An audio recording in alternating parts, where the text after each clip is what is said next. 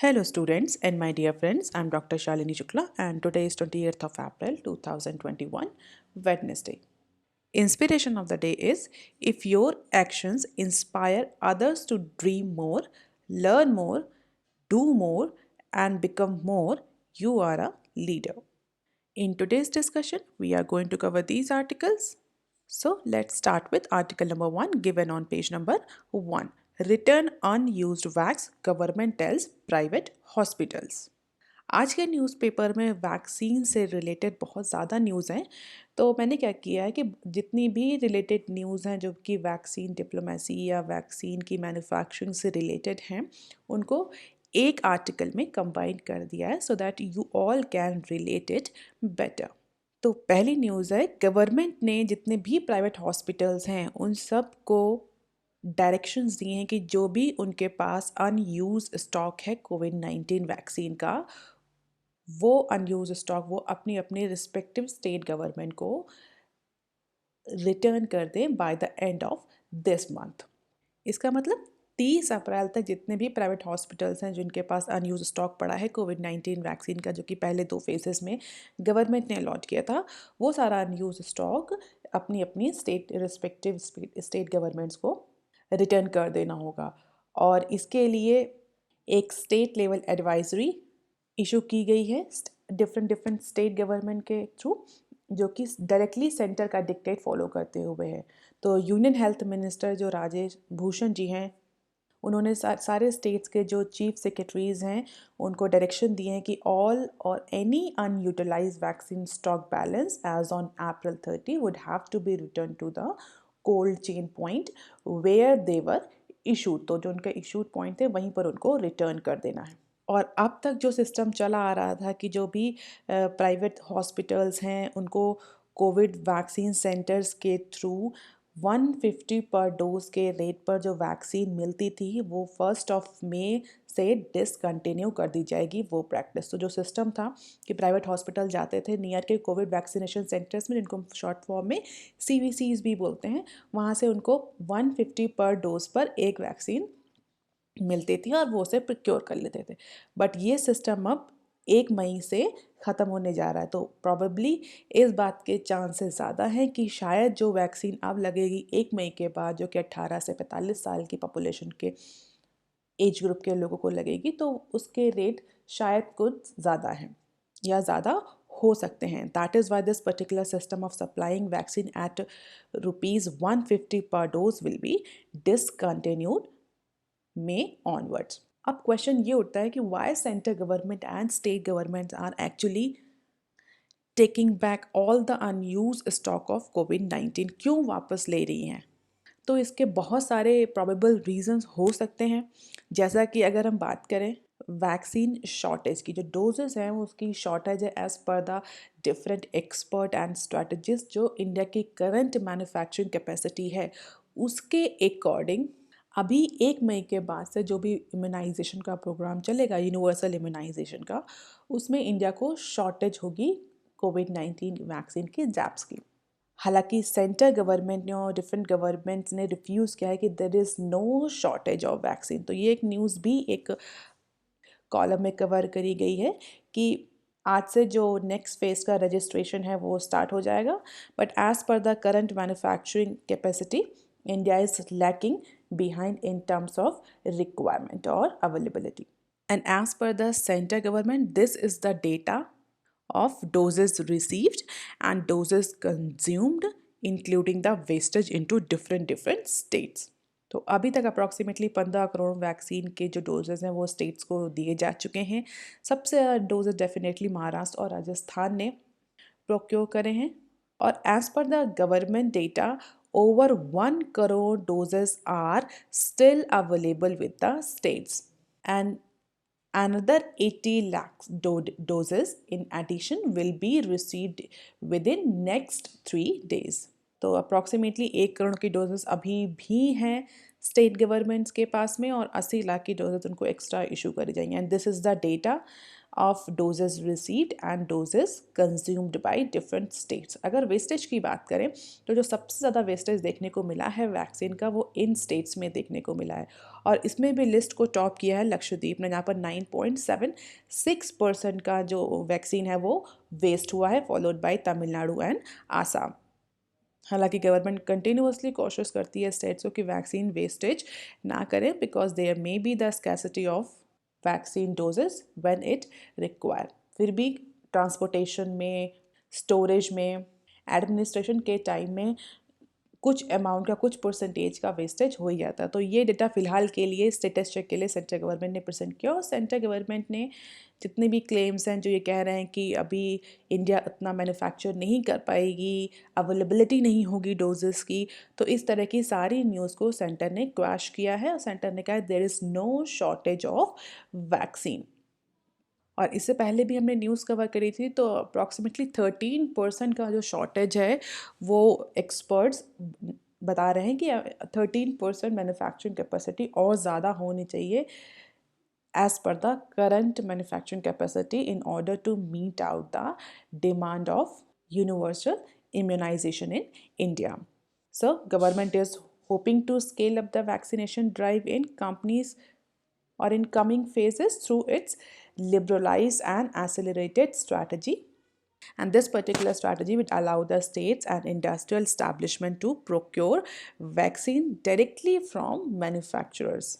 तो फिलहाल के लिए शॉर्टेज का जो क्लेम है वो तो गवर्नमेंट ने क्वैश कर दिया है, लेकिन गवर्नमेंट जितने भी अनयूज्ड वैक्सीन हैं वो प्राइवेट हॉस्पिटल से वापस ले रही है, ताकि गवर्नमेंट ये इंश्योर कर सके कि कितना डेटा है, कितनी डोजेस अवेलेबल हैं स्टेट गवर्नमेंट के पास, पर्टिकुलर स्टेट गवर्नमेंट को कितनी रिक्वायरमेंट है, और उस रिक्वायरमेंट के अकॉर्डिंग कितना शॉर्टेज है, और वो शॉर्टेज कितने टाइम फ्रेम में पूरा किया जा सकेगा, जिससे कि इंडिया में यूनिवर्सल इम्यूनाइजेशन या इनॉकुलेशन का जो प्रोग्राम है वो कंप्लीट हो सके जल्द से जल्द, और कोविड-19 के जो केसेस कंटिन्यूअसली बढ़ रहे हैं उनको कब किया जा सके।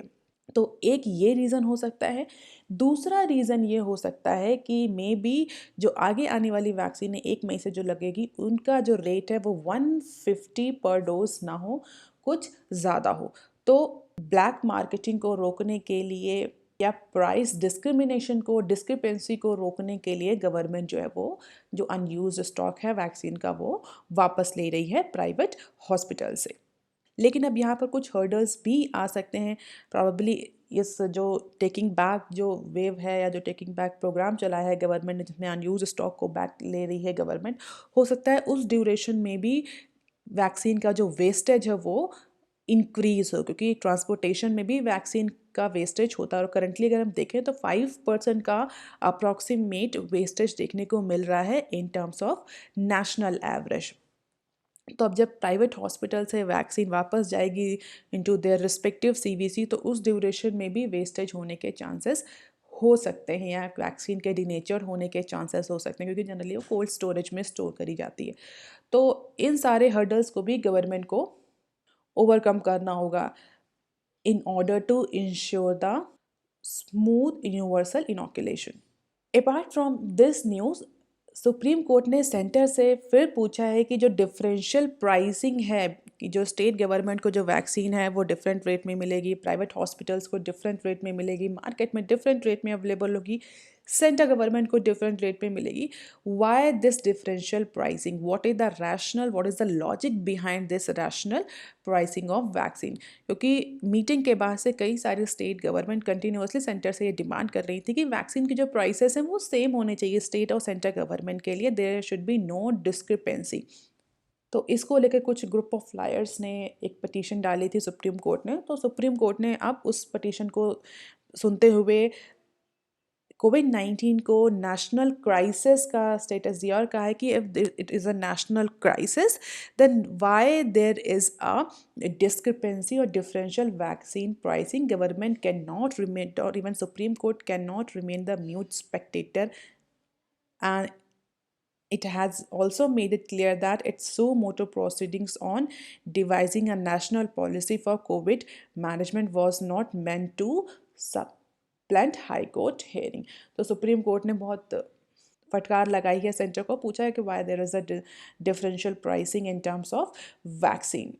On the other hand, Supreme Court has also sought the replies from different state government as to how they are intended to cope up with the surge in vaccine demand and the infrastructure required for that. तो vaccine को लेकर के एक national plan के लिए supreme court ने खुद पहल करी है, जिसको जनरली हम जुडिशरी ओवर रीच कहते हैं, जब जुडिशरी अपने रेलम को छोड़ करके एग्जीक्यूटिव रेलम में इंटरफेयर करने लगती है। But let's not discuss that political concept here. फिलहाल के लिए सुप्रीम कोर्ट ने स्टेट्स गवर्नमेंट से भी पूछा है क्या उनके पास इंफ्रास्ट्रक्चर है, और अगर वैक्सीन सप्लाई की शॉर्टेज होती है तो वो कैसे इससे कोप अप करेंगे, what is their action plan. So बहुत सारी चीज़ें स्टेट्स गवर्नमेंट और सेंट्रल गवर्नमेंट से सुप्रीम कोर्ट ने पूछी हैं। लेट्स सी सेंट्रल गवर्नमेंट इसको लेकर के क्या रिप्लाई देती है। Apart from all these news, there is one very important news, that is USTR discusses proposed IP rights waiver with Pfizer and Astra. तो यूएस के जो ट्रेड रिप्रेजेंटेटिव हैं वो फ़िलहाल के लिए एक टॉप लेवल मीटिंग करने जा रहे हैं, जिसमें वो डिस्कस करेंगे जो भी फाइजर और एक्स्ट्राजेनेका की जो वैक्सीन मैन्युफैक्चरिंग के जो इंटेलेक्चुअल प्रॉपर्टी राइट हैं उनको लेकर के कुछ वेवर। तो वर्ल्ड ट्रेड ऑर्गेनाइजेशन का जो trade related aspect of intellectual property right है, जिसको हम ट्रिप्स बोलते हैं, जो ट्रिप्स एग्रीमेंट है, आप मुझे कमेंट सेक्शन में लिखकर बताइए व्हाट इज ट्रिप्स एग्रीमेंट। और ट्रिप्स के साथ एक और एग्रीमेंट का नाम लिया जाता है ट्रिम। तो आप मुझे कमेंट सेक्शन में आज लिखकर बताइए कि what is trips and what is trim, ये होते क्या हैं बेसिकली। हम न्यूज़ देख लेते हैं। तो बेसिकली यूएस ट्रेड रिप्रेजेंटेटिव जो है वो जा रहे हैं, जो मैन्युफैक्चरर्स हैं उनसे टॉप लेवल की मीटिंग करी, जो फाइज़र के और जो एस्ट्राजेनेका के हैं, कि क्या वो अपने इंटेलेक्चुअल प्रॉपर्टी राइट में वैक्सीन मैन्युफैक्चरिंग के IP राइट्स में कुछ वेवर दे सकते हैं कुछ कंट्रीज़ को। So India is also seeking temporary waiver from the some provision of the TRIPS agreement. हालांकि अगर हम बात करें डेवलप नेशंस जैसे कि US, UK, जहाँ एस्ट्राजेनेका जैसी कंपनीज जहाँ से बिलोंग करती हैं, जहाँ पर एक्सपेरिमेंट हुए हैं, जहाँ पर R&D हुई, जहाँ का एक्सपेंडिचर लगा है, जिन्होंने बहुत रेवेन्यू खर्चा किया है वैक्सीन डेवलपमेंट में, वो सारे कंट्रीज़ इस पर्टिकुलर वेवर के लिए अपोज कर रहे हैं कि this is the time where they can earn the profit. Developing countries जो हैं वो कंटिन्यूसली वो WTO के जो ट्रिम्स एग्रीमेंट है उसमें उसके तहत उसके कुछ प्रोविजंस में वेवर मांग रहे हैं, जिससे कि वो सेम फार्मूला यूज़ करते हुए इंडिया में वैक्सीन मैन्युफैक्चरिंग को स्पीड अप कर सके। अभी क्या है, इंडिया में 2-3 कंपनीज ही वैक्सीन मैन्युफैक्चरिंग कर रही है और उनकी कैपेसिटी इतनी नहीं है कि वो इंडिया के यूनिवर्सल इम्यूनाइजेशन प्रोग्राम की नीड को सेटिस्फाई कर सके। तो अगर कुछ IP में वेवर मिलता है तो कुछ और फॉर्म्स को भी अलाउ किया जाएगा, इंक्लूड किया जाएगा कि वो भी मैन्युफैक्चरिंग करें। तो इंडिया की जो नीड है और जो अदर डेवलपिंग कंट्रीज़ की वैक्सीन की जो नीड है वो इमीडिएटली विद इमीडिएट इफेक्ट से सेटिस्फाई करी जा सकती है। बट चूँकि डेवलप नेशन से जो कंपनीज़ हैं, जो डेवलपर्स हैं, they are not ready to share their IP, they are not ready to share their formula, they are not ready to give any relaxation, any waiver on these TRIPS agreement. तो India वो नहीं कर सकता। Basically India क्या करता है, why every pharmaceutical company fear कि वो इंडिया में नहीं आना चाहते या वो इंडिया में कोई डेवलपमेंट नहीं करना चाहते या इंडिया में अपनी वैक्सीन लॉन्च या अपनी मेडिसिन लॉन्च करना क्यों नहीं चाहते, क्योंकि इंडिया में generally India is a hub of generic goods और जेनेरिक ड्रग्स। तो उस केस में क्या होता है कि उससे सिमिलर मिलता जुलता फॉर्मूला IP राइट्स के तहत वी कैन नॉट कॉपी और companies can not copy the entirely same formula. तो वो क्या करती हैं कंपनीज, उससे मिलता जुलता सेम कंपाउंड्स का फार्मूला अडॉप्ट करके एक जेनेरिक ड्रग मैन्युफैक्चर करते हैं जिसका कोई ब्रांड नहीं होता, और वो सेम डेटा उसका यूज़ कर लेती हैं पेरेंट कंपनी का या जिस कंपनी है जो डेवलप की होती है वैक्सीन या वो मेडिसिन, और वो ईजिली कम रेट पे मार्केट में generic drugs with the same effect for the same disease launch कर देते हैं, जिससे कि क्या होता है कि अफोर्डेबल भी होती हैं एक पुअर सेक्शन में, क्योंकि वो ब्रांडेड नहीं होती, उसमें R&D की कास्ट बहुत ज़्यादा इन्वॉल्व नहीं होती। तो वो जो जेनेरिक ड्रग्स हैं वो ज़्यादा मार्केट में एक्सेप्टेबल होती है, क्योंकि India is not a very rich very developed country. तो उस केस में क्या होता है, जो ब्रांडेड कंपनीज होती हैं, जो डेवलपर्स होते हैं, उनको नुकसान होता है, क्योंकि उन्होंने सालों के बाद R&D करके अपना पैसा लगा करके एक फार्मूला डेवलप किया होता है, एक वैक्सीन लाई होती है, एक ड्रग लाई होती है किसी पर्टिकुलर डिजीज़ के लिए, और उसी की एग्जैक्ट रेप्लिका मार्केट में अवेलेबल हो जाती है। तो ये जो डिस्प्यूट है WTO में हमेशा चलता रहता है कि इंडिया में इंटेलेक्चुअल प्रॉपर्टी राइट्स का वायलेशन होता है। तो कई इसीलिए कई बार आप देखेंगे कि बहुत सारे डिस्प्यूट अराइज होते हैं फार्मास्यूटिकल कंपनी से, they do not want to come India. कभी इस इशू को और डिटेल में डिस्कस करेंगे। फिलहाल अभी की न्यूज़ में देखते थे, तो अभी इंडिया फिर से जो फाइज़र और एक्स्ट्राजेनेका के जो IP राइट हैं, उनमें कुछ ट्रिप्स एग्रीमेंट के तहत कुछ प्रोविजंस में रिलैक्सेशन चाहता है, जिससे कि इंडिया अपनी मैन्युफैक्चरिंग कैपेसिटी को बढ़ा सके वैक्सीन मैन्युफैक्चरिंग की, और जो उसका यूनिवर्सल इम्यूनाइजेशन का प्रोग्राम है वो जल्दी से जल्दी कंप्लीट हो सके। तो इंडिया, जिससे कि इंडिया अपने जो कोविड के केसेस बढ़ रहे हैं, जो कोविड पैंडमिक इंडिया में बहुत ज़्यादा डिवास्टेटिंग इम्पैक्ट डाल रही है, उसको कर्ब किया जा सके। फिलहाल के लिए जितने भी डेवलप नेशंस हैं, all are against this. Let's see what will happen into this meeting. ये मीटिंग वर्चुअल होगी, क्या डिसीजन होगा और क्या इंडिया को वेवर मिलेगा, that we will discuss into upcoming news. अब देख लेते हैं article number 2 given on page number 5। MSMEs urge FM to review NPA classification norms। तो federation of Indian micro small and medium enterprises ने finance ministry को suggestion देते हुए कहा है, more than the requirement of additional funding, the greatest need that has emerge is the flexibility in assigning the non performing asset. और continuously हम कई time से ये डिस्कस करते हुए आ रहे हैं कि आगे आने वाले टाइम में इंडिया में जो NPA है वो बहुत सिग्निफिकेंटली राइज करेगा, चाहे वो बैंकिंग सेक्टर हो, चाहे वो नॉन बैंकिंग कंपनीज या NBFCs हो, जिसको लेकर के गवर्नमेंट RBI बहुत सारे प्रीएम्प्टिव एक्शंस भी ले रही है। अगर आपको आता तो 6 मेंबर पैनल फॉर्म किया है RBI ने recently for reviewing the ARCs। Recapitalisation के लिए भी government and RBI sponsoring over. अब जो micro small and medium enterprises हैं, उन्होंने भी इस चीज़ को लेकर के गवर्नमेंट से या फिनेंस मिनिस्ट्री से रिक्वेस्ट करी है कि फ़िलहाल जो बैंक में NPA क्लासिफिकेशन का नॉर्म चलता है उसके रिवीजन की ज़रूरत है, क्योंकि अगर हम NPA को देखें तो बहुत ज़्यादा एक सिग्निफिकेंट अमाउंट का जो NPA है वो MSME सेक्टर से बिलोंग करता है। तो MSMEs का ये कहना है कि कोविड-19 की वजह से उनका बिजनेस बहुत ज़्यादा हॉल्ट हुआ है, बहुत ज़्यादा अफेक्ट हुआ है। वो बड़ी कंपनीज हैं जिनके पास बहुत सफिशेंट कैश अवेलेबल हो, उनको कई टाइम में लोन लेना पड़ता है even for meeting their requirement of working capital. और कोविड-19 के ड्यूरेशन में उनका बिजनेस बहुत ज़्यादा इम्पैक्ट हुआ, जिसकी वजह से वो अपने जो लोन्स हैं उनका रीपेमेंट नहीं कर पाए। और एज पर the current NPA classification policy, in spite of being profitable since last many years, उनको NPA की कैटेगरी में डाल दिया गया है, क्योंकि वो सिर्फ कोविड-19 के ड्यूरेशन में अपने लोन की रीपेमेंट नहीं कर पाए। अब चूंकि कोई पर्टिकुलर MSME या कोई पर्टिकुलर MSME का लोन NPA की कैटेगरी में आ गया तो उसको फर्दर लोन फिर नहीं मिलता, जो उसकी क्रेडिट वर्दीनेस है वो बहुत ज़्यादा डाउन हो जाती है, तो दूसरे बैंक्स में उसको लोन नहीं देते। अब चूंकि वो ऑलरेडी कोविड-19 से सफ़र कर रहे हैं, इकोनॉमिक क्राइसिस से सफ़र कर रहे हैं, और उससे रिकवर करने के लिए उन्हें फर्दर लोन चाहिए, जो कि उन्हें नहीं मिल रहा, because into the book of others banks their loan has been classified as NPA।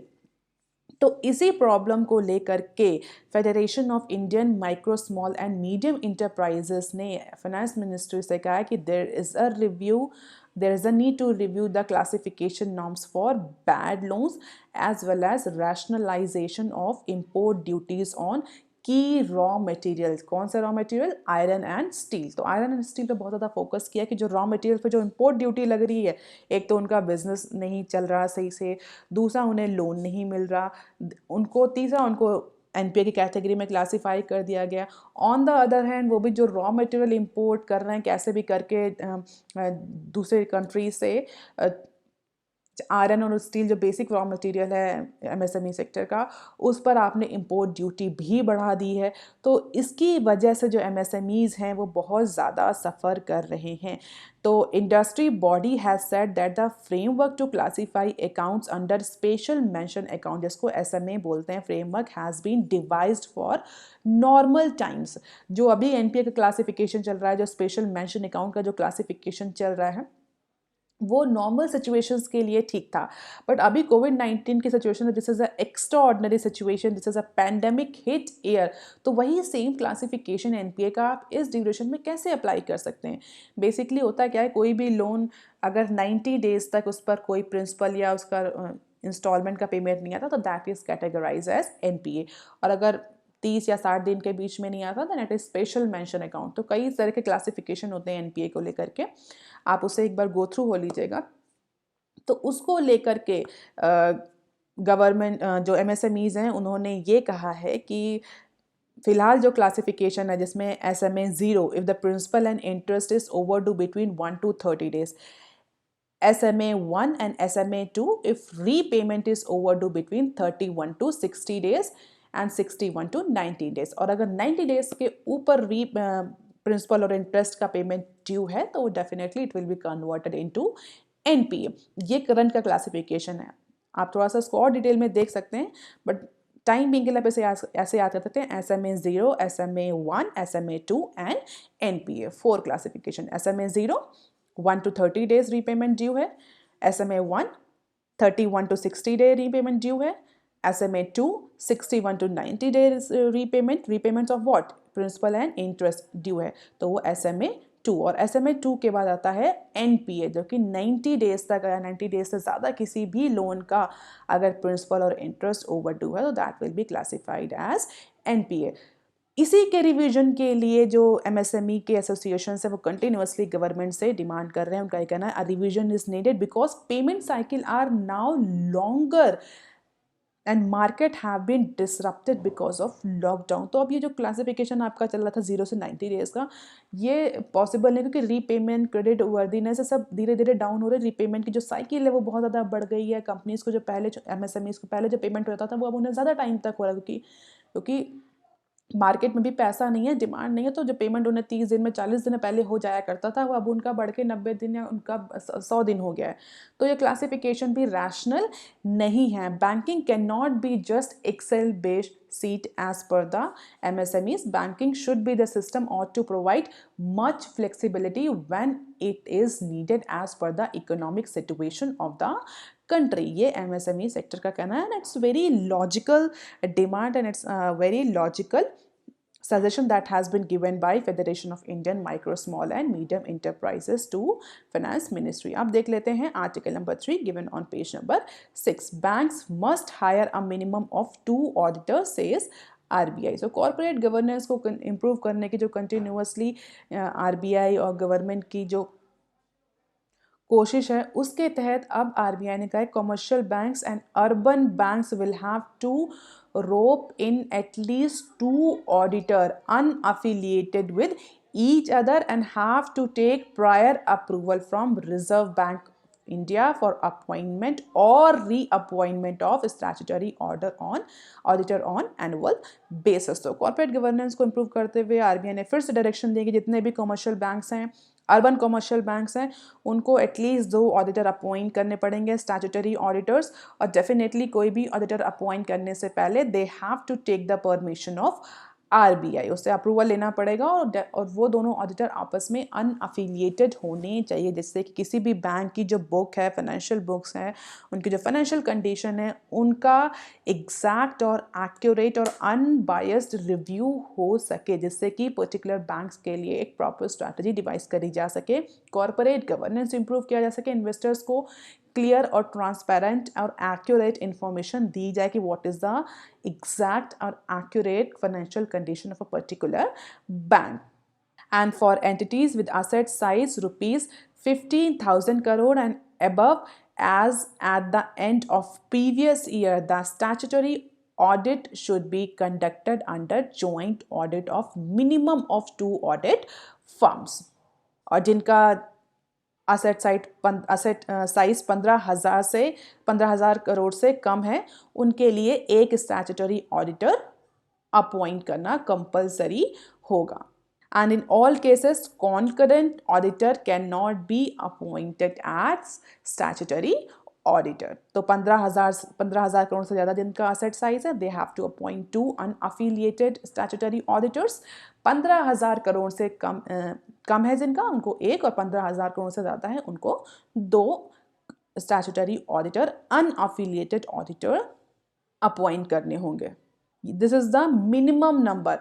The exact number of auditor can be decide based on the board approved policy. तो ऐसा नहीं है कि आप 2 से ज़्यादा नहीं कर सकता कोई bank. It depends on the size and spread of assets, accounting and administrative units, complexities of the transaction, level of computerization, availability of other independent audit inputs, identified risk in financial reporting. इन सारे factors को ध्यान में रखते हुए कितने auditors होंगे, that will be decided on board approval meeting. फिलहाल के लिए मिनिमम 2 ऑडिटर्स एंड 1 ऑडिटर का प्रोविजन है एज पर the threshold value of 15,000 crore asset size. तो these are the key points that you can go through. अब देख लेते हैं some other news clip. Delhi Maharashtra to set up their own oxygen plant. Country is thriving from the oxygen shortage.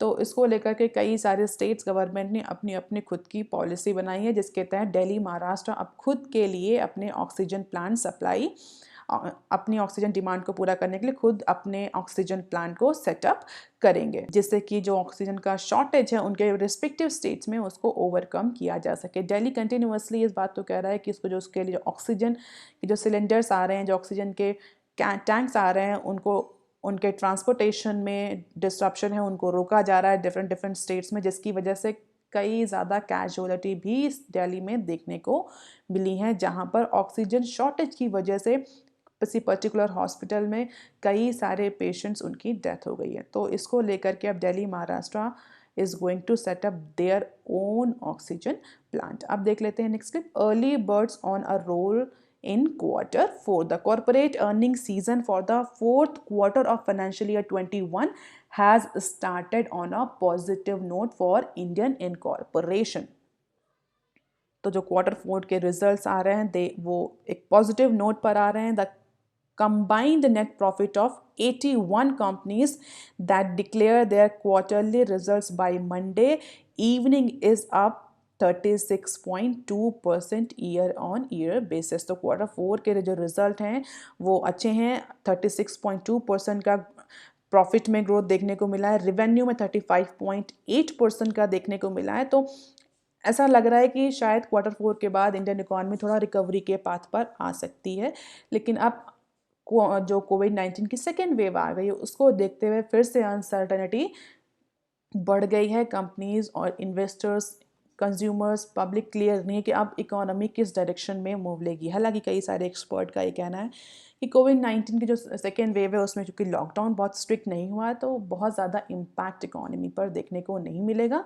Even हमारी finance minister ने भी ये कहा है कि this particular year is not going to be the year of pandemic.